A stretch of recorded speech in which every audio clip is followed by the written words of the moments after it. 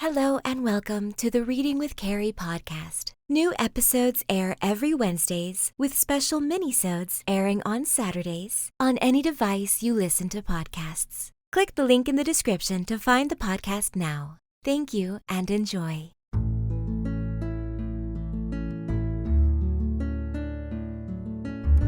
Hello and welcome to Reading with Cari, a mindfulness podcast series that can be used as a sleep aid or to ease your anxiety and relieve your stress. I am your host, Cari Favole, and I am so thankful that you've decided to spend some time with me.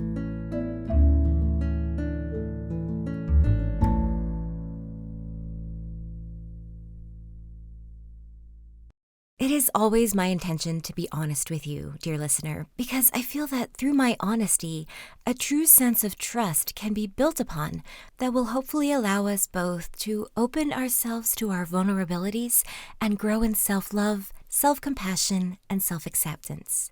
So, to be truthful, my life has been very busy lately. I started a new job, and with that comes training and self-study after hours. I am also traveling for work. My niece just got married on the 14th, and Thanksgiving is on Thursday. So that is why this episode was not updated last week. It's just a lot, and as I've said before, I produce this podcast completely on my own. I do my own research, record the podcast, edit, and schedule the post. Now, please don't misunderstand me. I do not mean to complain. I love the podcast that I created. My job is fulfilling, and my family is the most important thing in my life. I am very blessed. But that doesn't mean I'm not busy. My time is very limited these days. All of that built up to say that today's story is not only late, but is also very simple and short, but I still hope you will enjoy it. But first, as always, let's start with a brief breathing exercise, the state of happiness. So first, we're going to focus on our breathing, and without changing it, let it naturally, organically come.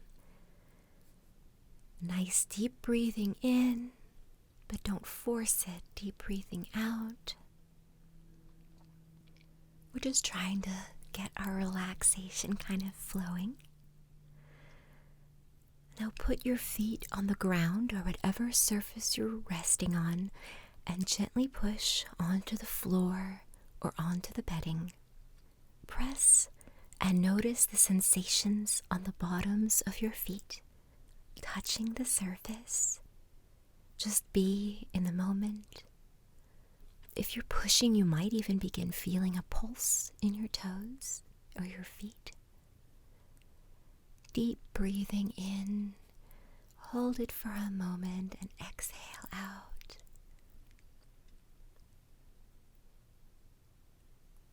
Deep breath in. Deep breath out. And now, while you're still kind of focusing on your breathing, consider where happiness comes from for you. Does happiness come from your heart, or your mind, or maybe your belly? Where does it come from for you? Discover where the idea of happiness comes from and focus on that area. Whatever happiness means to you.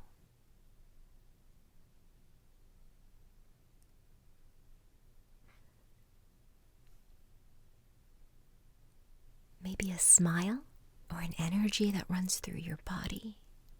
Or maybe happiness is relaxing the muscles in your shoulders.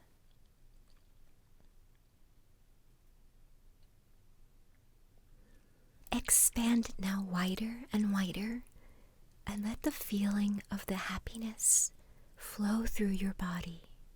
Just feel more and more happy.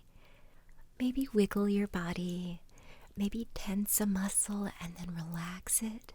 You'll tense on an inhale, hold the tension, and relax the tension as you exhale. And you can move through your whole body that way, especially if you're feeling tension somewhere specific, like your shoulders. Just feel more and more happy. and allow yourself only to focus on this and be happy. Remember what this feeling of happiness feels like. You can have this feeling of happiness whenever you choose, just by being in this moment. This feeling of happiness can take over your mind and your body and your soul and your whole spirit.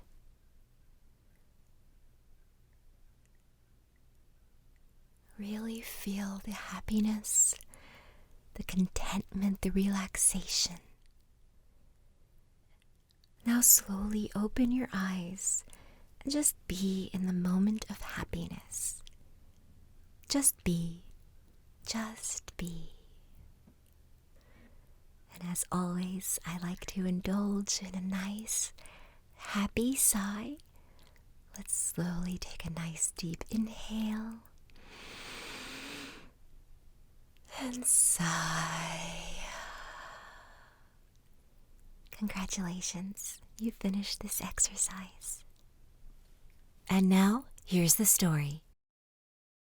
There was once a shoemaker who worked very hard and was very honest, but still he could not earn enough to live upon. And at last all he had in the world was gone, save just leather enough to make one pair of shoes. Then he cut his leather out, all ready to make up the next day, meaning to rise early in the morning to his work. His conscience was clear and his heart light amidst all his troubles. So he went peacefully to bed, left all his cares to heaven, and soon fell asleep. In the morning, after he had said his prayers, he sat himself down to his work, when, to his great wonder, there stood the shoes all ready made upon the table. The good man knew not what to say or think at such an odd thing happening. He looked at the workmanship. There was not one false stitch in the whole job. All was so neat and true that it was quite a masterpiece. The same day a customer came in, and the shoes suited him so well that he willingly paid a higher price than usual for them. And the poor shoemaker, with the money, bought leather enough to make 2 pairs more. In the evening he cut out the work and went to bed early, that he might get up and begin again the next day. But he was saved all the trouble, for when he got up in the morning, the work was done ready to his hand. Soon in came buyers, who paid him handsomely for his goods, so that he bought leather enough for 4 pair more.